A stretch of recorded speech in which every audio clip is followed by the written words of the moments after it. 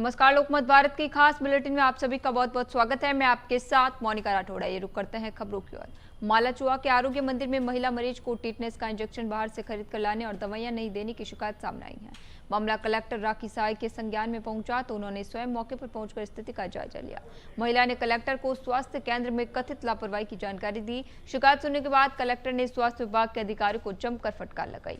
उन्होंने मुख्य चिकित्सा एवं स्वास्थ्य अधिकारी को मामले में 3 ANM के खिलाफ अनुशासनात्मक कार्रवाई के निर्देश दिए। कलेक्टर के सख्त रुख के बाद स्वास्थ्य विभाग में हड़कंप मचा हुआ है। अब जांच के बाद संबंधित कर्मचारियों पर क्या कार्रवाई होती है, ये देखना होगा। प्रशासन ने ग्रामीणों को बेहतर स्वास्थ्य सुविधाएं उपलब्ध कराने और लापरवाही पर सख्त कदम उठाने के संकेत दिए।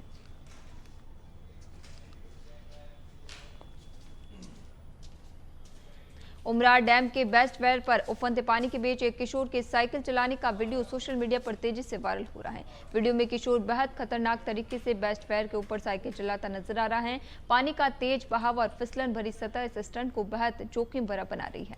जरा सी चूक होने पर बड़ी अनहोनी हो सकती है।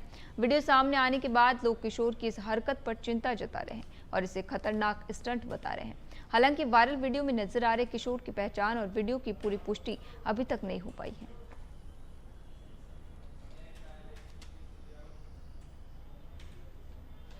शहडोल में सावन की बारिश के बीच सांप निकलने की घटनाएं बढ़ गई हैं। रेलवे फाटक के पास एक बाइक सवार उस समय घबरा गया जब उसे चलती बाइक के अंदर अचानक सांप दिखाई दिया। सांप देखकर चालक ने तत्काल बाइक रोकी और कूदकर दूर जा खड़ा हुआ। घटना की जानकारी मिलते ही मौके पर लोगों की भीड़ जमा हो गई और कुछ देर के लिए अफरा तफरी का माहौल बन गया। बाद में सर्प विशेषज्ञ को बुलाया गया। विशेषज्ञ ने सावधानी पूर्वक बाइक से सांप को बाहर निकाला और उसे सुरक्षित जंगल में छोड़ दिया। घटना के बाद लोगों में चर्चा बनी हुई है।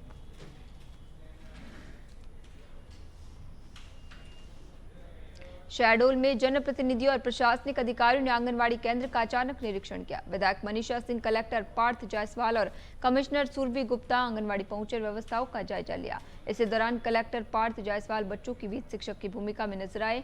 उन्होंने मासूम बच्चों से संवाद करते उनकी क्लास ली और कह कर A फॉर एप्पल पढ़ाया। कलेक्टर को अपने बीच पाकर बच्चे काफी खुश नजर आए। अधिकारियों ने आंगनवाड़ी में तैयार भोजन का स्वाद चखकर उसकी गुणवत्ता भी परखी। निरीक्षण के दौरान कमिश्नर ने भोजन में नमक कम होने की बात कही और गुणवत्ता पर विशेष ध्यान देने के भी निर्देश दिए।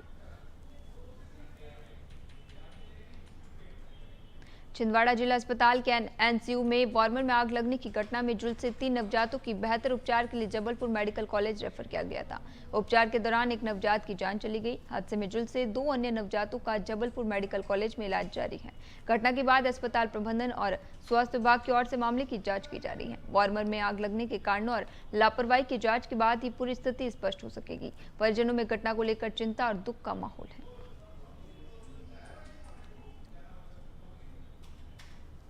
सुबह 1:30 बजे मतलब 22/8/2026 को 1:30 बजे 1:50 पर करीब 1:50 पर हमारे जिला अस्पताल छिंदवाड़ा के गहन शिशु चिकित्सा इकाई पे अचानक इस्पात की वजह से एक वार्मर में आग लग गई, जिससे कि वार्मर में लेटे हुए 3 बच्चों को कुछ झुलसाने वाली इंजरी हुई। और जब आग लगी तो हमारे यहाँ का जो वहां पे उपस्थित स्टाफ नर्स और उपस्थित गार्ड ने त्वरित कार्रवाई करते हुए तीनों बच्चों को तुरंत दूसरी यूनिट में ले गए।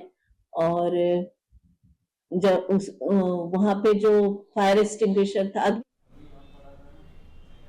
विकासखंड मोहखेड़ के ग्राम कामठी में किसान प्राकृतिक एवं टिकाऊ खेती की दिशा में कदम बढ़ा रहे हैं। राष्ट्रीय प्राकृतिक खेती मिशन के तहत चयनित कामठी क्लस्टर के 9 किसानों ने खेतों में ढैंचा की बुवाई कर उसे हरी खाद के रूप में अपनाया है। पर्याप्त वृद्धि के बाद ढैंचा की फसल को खेत में ही जुताई कर मिट्टी में मिला दिया गया। इससे जैविक पदार्थ और पोषक तत्वों का प्राकृतिक पुनर्चक्रण हुआ तथा मिट्टी की संरचना और जल धारण क्षमता सुधारने में मदद मिली। दलहनी फसल होने के कारण ढैंचा की जड़ों में मौजूद राइजोबियम जीवाणु नाइट्रोजन स्थितिकरण में सहायक होते हैं। जिले में आलू की खेती से पहले ढैंचा और सनई को हरी खाद के रूप में अपनाने का चलन भी बढ़ रहा है। कामठी के किसानों की ये पहल कम लागत, मृदा स्वास्थ्य संरक्षण और प्राकृतिक खेती को बढ़ावा देने का प्रेरक उदाहरण बन रही है।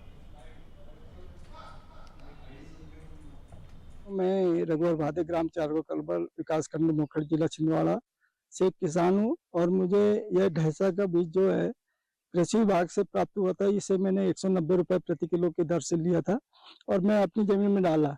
यह बीज इसलिए लिया था क्योंकि इससे एकदम कंपोस्ट जैसी खाद बन जाती है और जमीन की गुणवत्ता सुधरती है। क्योंकि हम रासायनिक खाद में इतना पैसा खर्च करते हैं कि जिससे हमारा पैसा तो जाता ही है, लेकिन जमीन की क्वालिटी भी खराब होती है। तो इसे ठीक करने के लिए मैंने ये ढैंचा डाला था और इसे अभी मजदूर से कटवा। जी, ये आत्मा परियोजना एक संस्था है, उससे लिया हूँ। कृषि अधिकारी ने भी मुझे सलाह दी है कि आप ढेंचा लगाइए, इसमें जैविक से आप जुड़ना चाहते हो तो इसका फायदा मिलेगा और इसमें लहसुन आलू जो भी लगाएंगे। और मैंने ढेंचा लगाया, उसका मुझे फायदा शुरुआत में दिखा। मेरे खेत में जो चारा होता है, नींदानाशक होता है, वो कुछ भी नहीं हुआ, तो उसमें मेरे को फायदा मिला है। और मैं अधिकारियों मध्य प्रदेश के निवाड़ी जिले में इस बार सांची के पेड़े चर्चा का विषय बने हुए हैं। सागर संभाग कमिश्नर ने 15 अगस्त और 26 जनवरी जैसे राष्ट्रीय पर्वों पर स्थानीय मिठाई की बजाय सांची के पेड़े वितरित करने के निर्देश दिए थे। आदेश का उद्देश्य मिठाइयों की गुणवत्ता और फूड पॉइजनिंग की आशंका को देखते हुए सुरक्षित विकल्प उपलब्ध कराना था। आरोप है कि 15 अगस्त को जिले के अधिकांश सरकारी और अन्य संस्थानों में सांची के पेड़े वितरित नहीं किए गए। इसको लेकर सोशल मीडिया पर सवाल उठ रहे हैं। पृथ्वीपुर से कांग्रेस विधायक नितेंद्र सिंह राठौर ने भी प्रशासन पर सवाल खड़े करते हुए कहा कि कमिश्नर के आदेश का पालन नहीं होना दुर्भाग्यपूर्ण है। वहीं निवाड़ी कलेक्टर जमुना भिड़े ने कैमरे पर प्रतिक्रिया देने से इनकार कर दिया। अब सवाल है कि आदेश के बावजूद सांची के पेड़े क्यों नहीं बांटे गए और जिम्मेदारी किसकी है।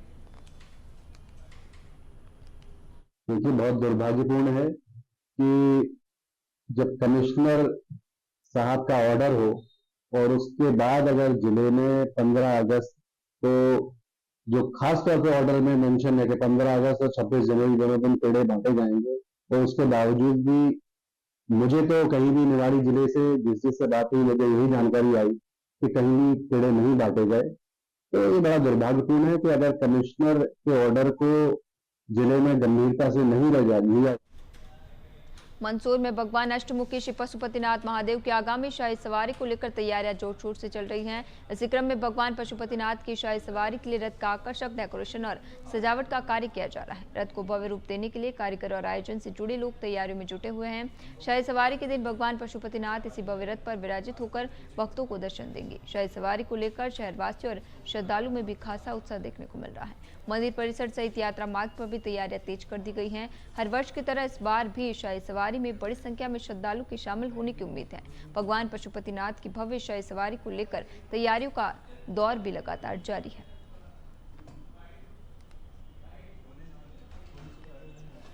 मेरी फर्म है श्री कुबेर एंटरप्राइजेस। हमारे द्वारा यहाँ पे जो ओम नमः शिवाय के जो अक्षर है उनको भगवा कलर में बड़ी अच्छी तरीके से लगा के और बनाएंगे। कितने दिन में लगभग हो जाएगा? ये तो आज का काम हो रहा है, आज कंप्लीट हो जाएगा और हमारे सर के सर आज कंप्लीट हो जाएगा। राजीव गांधी पीजी कॉलेज का नाम बदले जाने के विरोध में एनएसयूआई कार्यकर्ताओं ने कॉलेज परिसर में प्रदर्शन किया है। कार्यकर्ताओं ने नाम परिवर्तन का विरोध जताते हुए कॉलेज का पूरा नाम राजीव गांधी पीजी कॉलेज किए जाने की मांग उठाई। प्रदर्शन के दौरान एनएसयूआई कार्यकर्ता प्राचार्य के कक्ष तक पहुंचे और वहां पूर्व प्रधानमंत्री राजीव गांधी की तस्वीर लगाई। कार्यकर्ताओं का कहना था कि कॉलेज का नाम पहले राजीव गांधी के नाम पर था, जिसे बदलने का वे विरोध कर रहे हैं। एनएसयूआई कार्यकर्ताओं ने कहा कि राजीव गांधी देश के पूर्व प्रधानमंत्री रहे हैं और उनके नाम से जुड़े संस्थान का नाम बदला जाना उचित नहीं है। इसी मुद्दे को लेकर कार्यकर्ताओं ने कॉलेज परिसर में नारेबाजी करते हुए अपना विरोध दर्ज कराया। प्रदर्शन के दौरान कॉलेज परिसर में राजनीतिक माहौल गरमाया नजर आया। एनएसयूआई ने स्पष्ट किया कि कॉलेज के नाम को लेकर उनका विरोध जारी रहेगा और पूरा नाम बहाल करने की मांग को लेकर भी आगे भी आवाज उठाई जाएगी।